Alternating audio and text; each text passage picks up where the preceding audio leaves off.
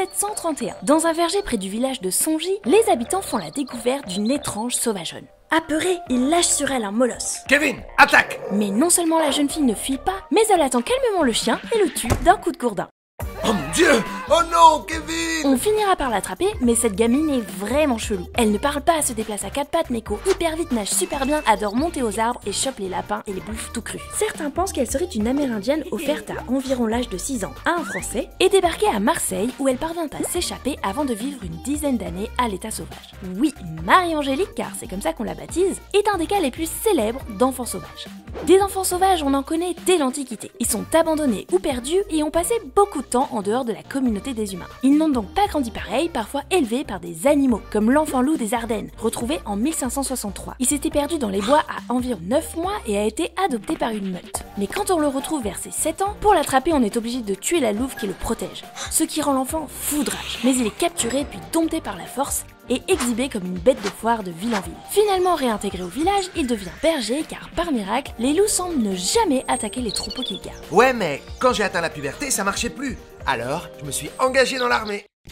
Où il va trouver la mort. Des exemples d'enfants animaux, on en a plein. Des enfants loups, ours, chiens, chèvres, moutons, porcs, babouins, chimpanzés, tigres, léopards, chacals, gazelles et même poulets. Ouais, chacun son swag. C'est pas comme si on avait le choix, hein. Mais ils sont aussi souvent trouvés seuls, comme notre Marie-Angélique, dont on n'a pas fini l'histoire. Elle est placée au couvent pour apprendre la religion, la couture, les tâches domestiques, comme une gentille petite fille de l'époque, mais aussi à parler, lire et écrire, ce qui est assez exceptionnel pour ces enfants. On fait faire à la jeune fille le tour des cours de France pour amuser la galerie, ce qui donne des scènes assez magiques, comme la fois où elle distribue dans les assiettes des convives des grenouilles vivantes, fraîchement ramassées dans le parc du château. Oh, d'où Jésus! Marie-Angélique! C'est pas de manière, c'est pas de manière. Cette jeune fille fascine. Linné la place même dans sa classification du vivant. Ah bah oui, mais je ne sais pas trop quoi faire de cet hybride. Je l'ai mis dans l'échelon manquant, ça ne marchait pas. Je l'ai changé de place, ça ne marchait pas. Franchement, c'est quoi ce truc aussi?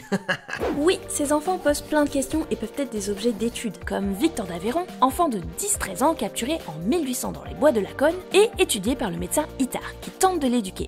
Bah, j'ai réussi à lui faire des progrès, mais j'ai jeté l'éponge. Ah bah au bout de 6 ans, et je l'ai confié à sa gouvernante, pour être sûr qu'il finisse pas à l'asile. Par contre, mes méthodes ont fondé des outils qui ont beaucoup été repris en pédagogie. Oui, mais une fois tu m'as suspendu au-dessus du 4e étage pour me punir. Ah, couchez Victor! Tu sais pas parler normalement.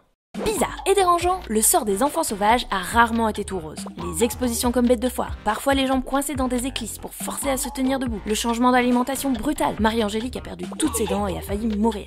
Bref, j'en passe et des meilleurs. L'anthropologue Lucienne Strivet a d'ailleurs souligné que ce n'étaient que les sociétés occidentales qui ont séparé nature et culture, qui les appelaient sauvages. Alors qu'ailleurs, ou à d'autres époques, ils ne sont pas forcément regardés comme des aberrations. Bref, la question qu'il pose surtout, c'est celle de notre rapport à nous, à la nature. N'oubliez pas qu'il y a un épisode animé tous les premiers mercredis du mois à midi. Quand vous entendez la sirène sonner, c'est l'heure du dessin animé. Pour être sûr de n'en rater aucun, vous pouvez cliquer sur la cloche. Et si vous ne pouvez pas attendre jusque-là, sachez que je donne le lien en avant-première à toutes les personnes qui font un don sur Tipeee ou en cliquant sur le bouton rejoindre de la chaîne YouTube. Il existe beaucoup d'autres histoires d'enfants sauvages. N'hésitez pas à en raconter en commentaire. Et il y en a tellement plus à dire sur ce sujet passionnant. Je vous ai mis plein de liens super intéressants en description. On se retrouve donc le mercredi 6 mai à midi pour le prochain épisode.